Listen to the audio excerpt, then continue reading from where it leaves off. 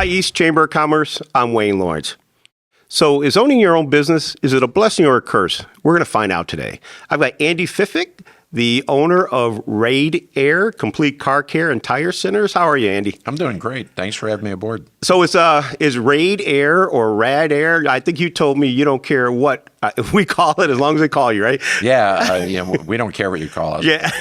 Either way, it's great car care. And that used to be our old commercial. RadAir, doesn't matter how you say it, it's great car care. Down south they call radiators radiators. Oh, that's up okay. north we call them radiators. So it's potato, tomato. And that's where it came from. Was born that whole idea of that shortness, right? Yeah. Back in the day, this was 1975. We were founded, and back then radiators would rot out on cars about every 2 years, 3 years maximum with our road salt. So you needed to recore or repair a radiator almost every 2 to 3 years. Just like mufflers and exhaust systems rotted off, that's how Midas became, big. And then the same with air conditioners. Air conditioners, you had to recharge them or fix them almost every year back in the day. So our business was born to service radiators and air conditioners, RadAir, and that's how we got started in 1975. Oh, that's terrific, and it just kind of grew from there. So you have a franchise system too, and you're going to be the first person that we talk to that has a franchise system. Tell me a little bit about that. Well, franchise, on our side of it as the franchisor, what we call ZORs, as the franchisor, it makes being a business owner, a larger business owner, a little bit simpler for the simple fact that your franchisee, it's really their business. You're just guiding and helping them, but they have more to lose than you do. It's their business, so they're going to show up every day. They're going to put their blood, sweat, and tears in it. They're going to really try harder than any employee would. Now, not saying there's not great employees that treat your business like your own, but they're far and few between. But having a franchise operation lets me sleep well at night because I know my 10 stores, the franchisees are making sure their businesses are going. We're just there to assist them in the best way. You still have any corporate stores too, or are they all franchisees? They're all franchisees, but my wife and I own the Garfield Heights location. Oh, okay. And we're half owner of the downtown franchise. And then my business partner, Bill Snow, he actually owns the Wickliffe location. Okay. So, but there's still a franchise. And how many employees do you have in the franchise as a franchisor to support the franchise? Actually, there's only 3 of us. There's my daughter, Brittany, helps with marketing and reporting. Bill's in charge of expansion. I pretty much take the lead on all the training and, our future goals. Okay. Long vision is mine. But the biggest part is keeping up with the technology today. So I do a lot of training. Okay. Let me ask you this. So you start off with mainly doing radiators. Your name of the company kind of gives it away in terms of what you do. What else do you do? How do you describe what you guys do? Well, basically, we do everything now except body work. Okay. Yeah. Back in 1986, the Ford Taurus was Car of the Year. It was the first vehicle that had a plastic and aluminum radiator. So we already knew that the technology was changing and our radiator business was going to be going away. The second thing that happened that year, we got called into meetings with all the big radiator suppliers, the manufacturers, and they basically said, guys, we are no longer going to sell exclusively to you, which before that, if you needed a radiator, you had to get it through a radiator shop. It was the only place to buy them. And they came in and said, we need to start selling to all the big box stores, the Pep Boys, the AutoZones, and the O'Reillys and that, because our competitors are. So it literally came by necessity. We had to change our game plan. So we did a pivot back then, and we just started telling all our clients that, hey, we do brakes, we do this, we do that, we do tune-ups, we do everything. And it evolved where by 1996, 80% of our business was not radiator and air conditioning. It was everything else. And now to come full circle, we did a pivot again in 2003. We started training on hybrids, and now we've been training on electric. So we just stay ahead of the technology every way we can. But now we've really carved out a niche that is, we're the go-to guys for stuff nobody else will fix. Oh, wow. Okay. And let me put that in preference. When you go to a car dealership, and I'm not knocking dealerships, but let's say you do a Chevrolet dealership. The guy, the technician in a Chevy dealership, all he works on is Chevrolets. And he sees Chevrolets day in and day out, mainly new Chevrolets. So he never has to diagnose a car that's 10 years old with a problem. Let's say, hey, my transmission doesn't shift in the high until I hit 70 miles an hour, or my fuel economy's off by 10%, or it's hard cranky and won't start. If I go to you, Wayne, and say, hey, it's going to be $1,000 and we're going to try to fix your car. Right. May or may not fix it. Are you in? No, I'm back right on your garage there. Yeah. I'm going to go find another place. Absolutely, yeah. So we got to be a little bit better at everything we do because we don't have those two backups. And another backup the dealer has is they could always email the manufacturer and go, hey, what do you want me to do with this Malibu? It's doing this.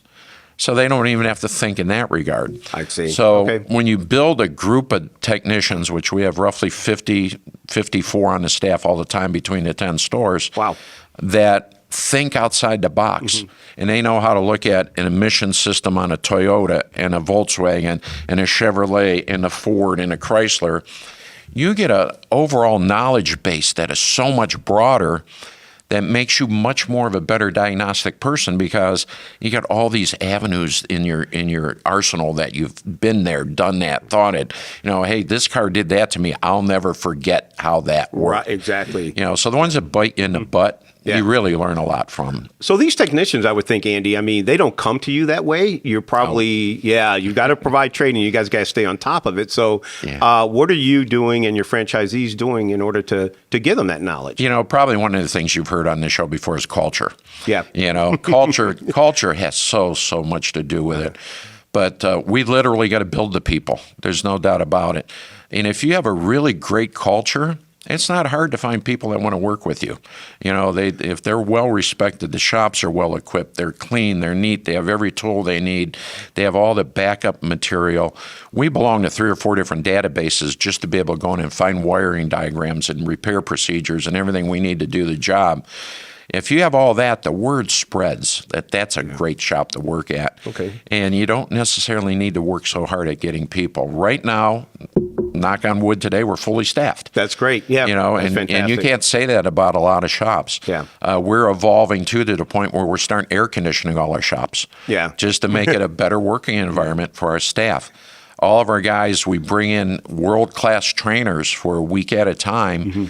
And the way we do that, we'll do 2 nights of training, and then that trainer will spend half a day in each shop all week long honing in that skill set.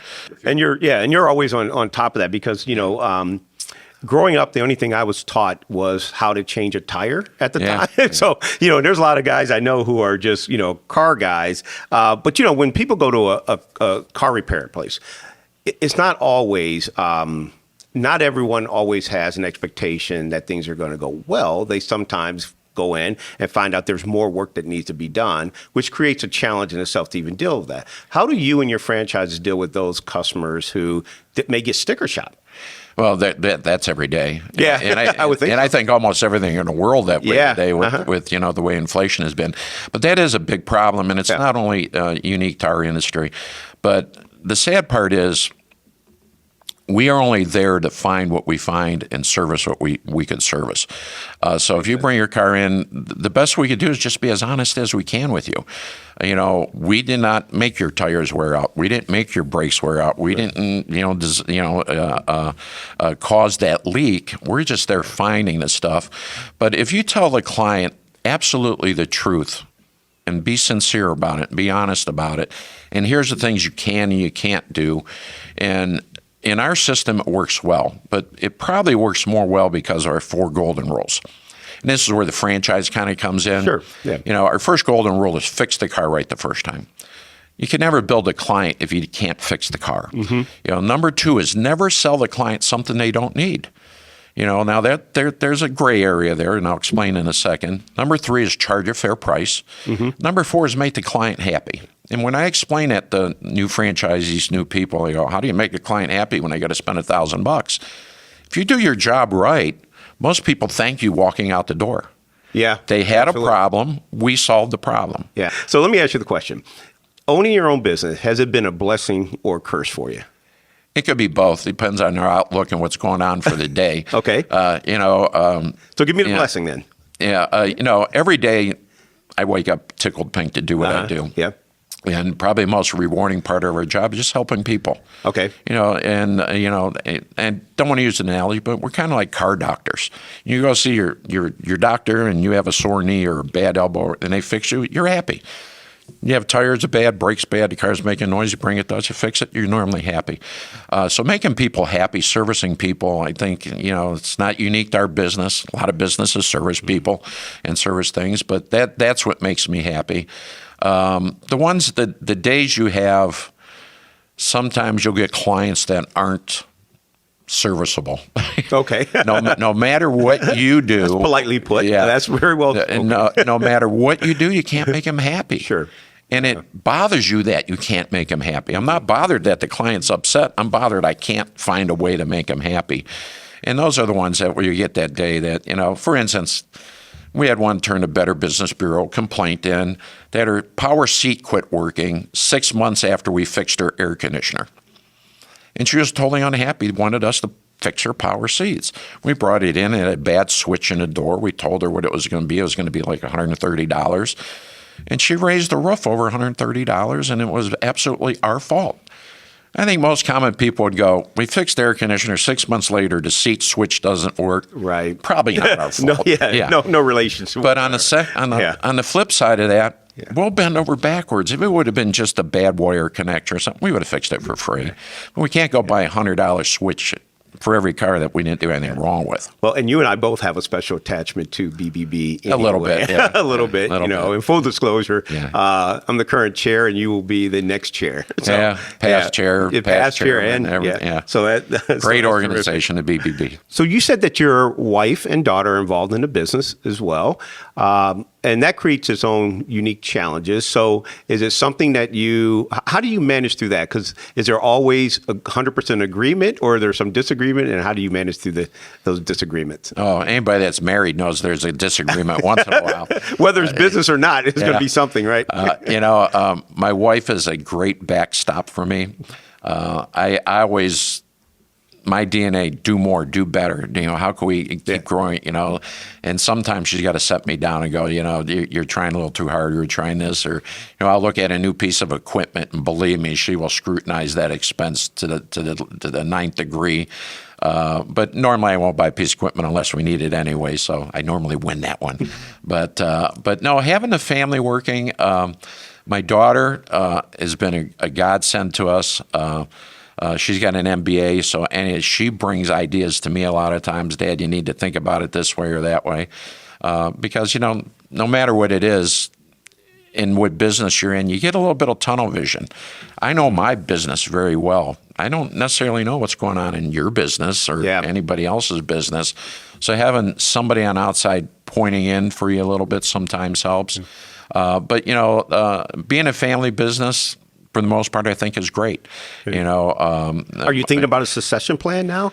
Oh, we already got that in place. Good for you. Okay. That's one of the reasons I brought Bill Snow in. Okay. So he's our VP of operations. So anything would happen to me, he's more than capable of stepping in and filling my shoes. My daughter, now that she's had our third grandchild, is 3. And she's starting to get into preschool. My daughter now has a little bit more time to spend time with me, and that'll only grow when as soon as the littlest one is in kindergarten full time, which is another 2 years. But and then my wife has to babysit, of course, the kids when my daughter works with me. So exactly. So we're a big happy family, but we do disagree at times. Yeah. Oh, but you know what? Any business you're gonna have people disagree. Well, I think it's important to have that succession plan in place as well too, because especially when you have those who are already engaged, invested, you have a better feeling that the legacy is going to continue. Yeah, we have the livelihood of roughly 100 people in our hands, and you take that seriously. We want to make sure our group, our franchise organization, all of them are happy. They all have theirs. We talk to them about their succession plans too. What do you do when you're not working? Because I'm pretty sure you work quite often, a lot. Well, you know what? When your work is your hobby and your hobby is your work, there's a fine line in between there. But we have our RadAir Racing team, and we started that 2 years ago pretty much on a whim. And it turned out that we ended up having 3 employees that love the race, 3 young men that are just outstanding young men. So we went out, and I don't want it to sound like we're spending a lot of money here, because this is not a lot of money adventure. But we went out and bought a used neon race car and a trailer for $3,500. And we took that car, we fixed it all up, and we're all said and done. We probably had closer to $10,000 in the project. We started racing last year and had a ball. And it builds camaraderie with the team. And we got guys from other locations going, I'll come out to the racetrack and help this weekend. So we're now getting these group of young guys that's in there. And quite frankly, a lot of these racers, they could be future technicians for us too. Oh, yeah. You know, so we're branding ourselves with a lot of guys that are gearheads. Well, and it's just, I encourage anyone listening and watching to follow them too. What is it again? Is RadAir Racing, because I follow them on Facebook, and they're just fun. Yeah. So they're always doing fun things. So we had so much fun the first year. We went and bought a second Dodge Neon so we could all have fun. We do all endurance racing. So most races are 4, 6, 8. We did one 14-hour race this year, and each driver could run only 2 hours. And it may sound like a lot of time, but 2 hours seems like it goes by in 15, 20 minutes. It's that fast.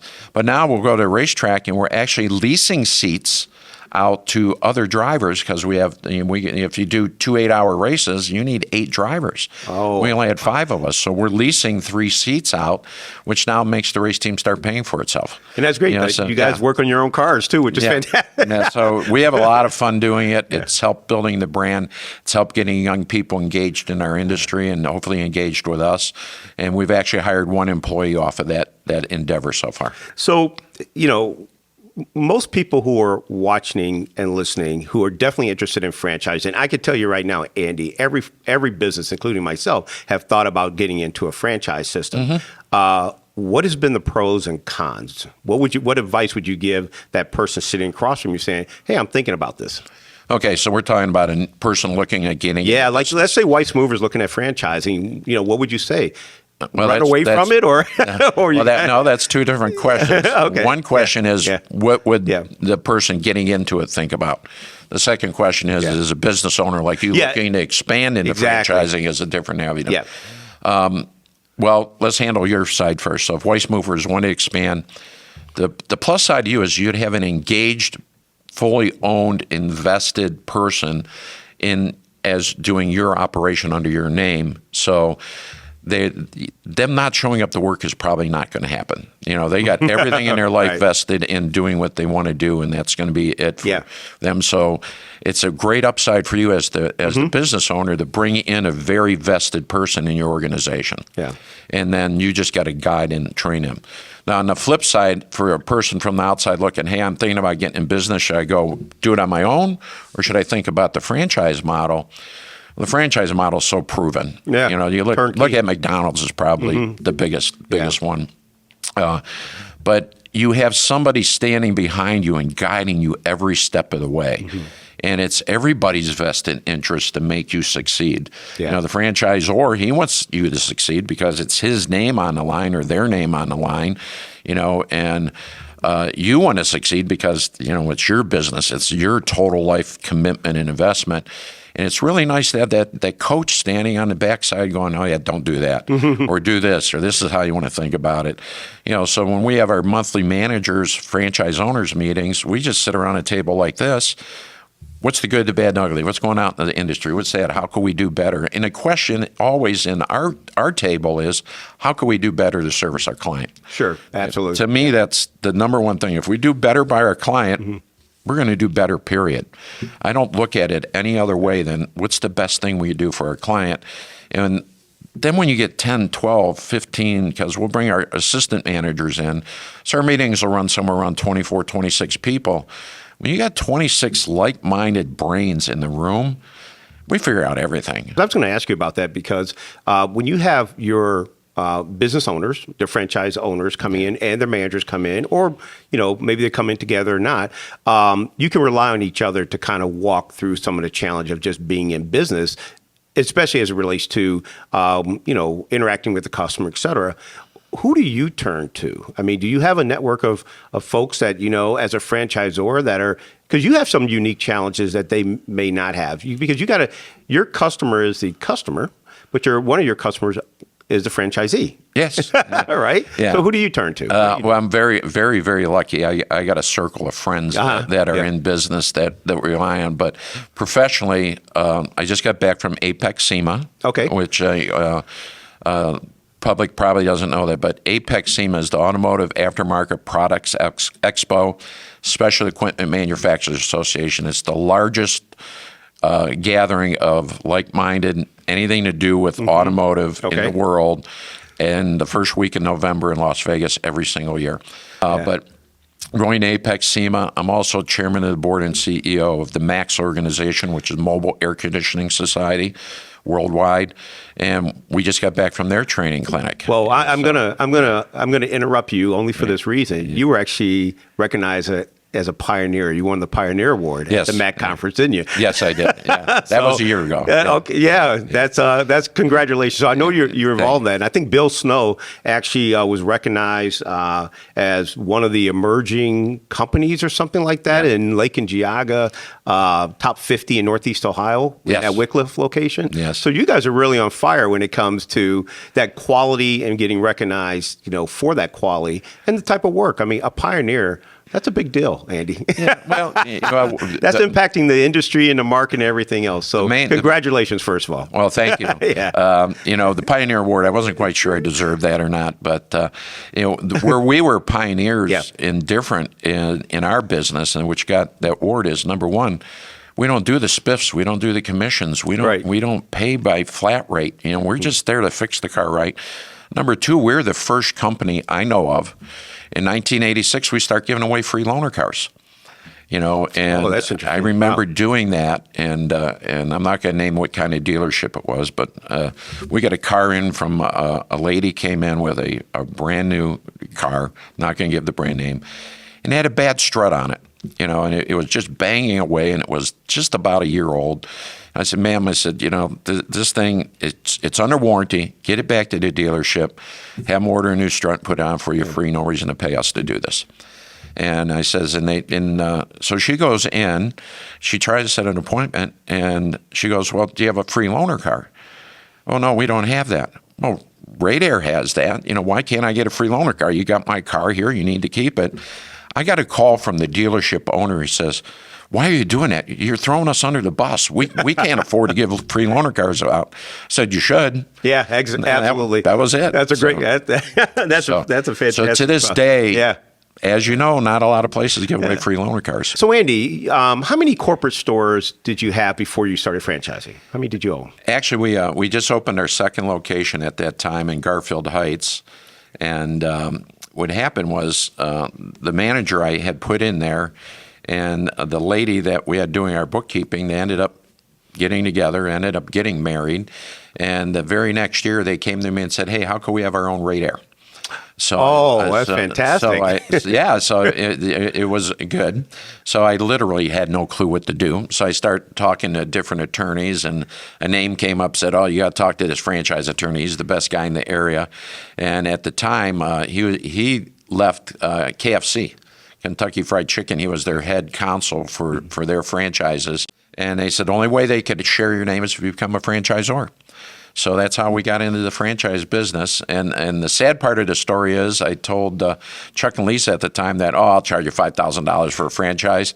I had about $6,000 in legal fees to set it up. So I lost money on the first one. Yeah, I bet because, there's a whole offering circle that's involved in franchises and, you got, and so at one point, when people look towards franchising, becoming a franchisee, they're looking for those operational manuals and a turnkey approach. Did you develop it with them as a first franchisee, or did you already have that? Were you meticulous in record keeping? Yeah, I'm actually very anal that way. Okay. I paper trail everything. Okay. But we already had our operations manual pretty much in place.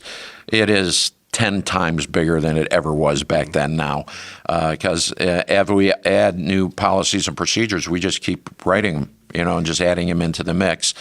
So the franchise operation manual changes almost constantly. Most of your locations now are in Northeast Ohio, correct? We're all in only Northeast Ohio. Okay, but you're looking to go out of state from what I gather. We'll go anywhere. Okay. We get people ask us where the large population growth areas are. One is like Frisco, Texas.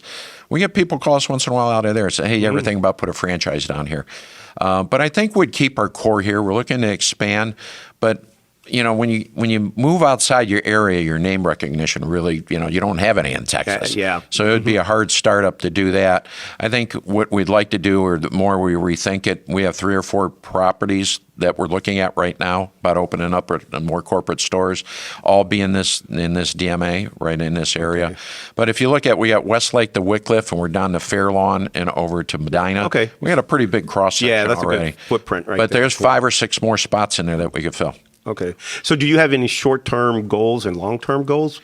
Always. Yeah. Okay. Yeah. Where do you want to see yourself 10 years from now? How many franchises? 10 years from now, I'd like to be at 20 to 25. Okay. And that's manageable for you, and you feel good about that? Yeah. If you look at 2 to 3 a year, it's very manageable. Perfect. Yeah. Okay. Yeah. Well, you obviously love what you do. You have a cool brand too. Thank you. Whether it's Radiator or Radiator, it's a really cool brand. I really do appreciate you, coming and meeting with me and coming on this. I think that those who are watching and listening, especially because I'm telling you, Andy, how many times we had a young gentleman on the podcast who's literally was thinking about if he should do a franchise. I think he's going to learn a lot from you from that standpoint. So I do thank you for coming on and continue doing the good work you're doing. Okay. Great. Thank you very much. Thanks for having me. Yeah. Hey, if you like this episode, don't forget to comment, like, and share. This podcast was made possible with the support of our sponsors. Find more ways to grow at CuyEast.org.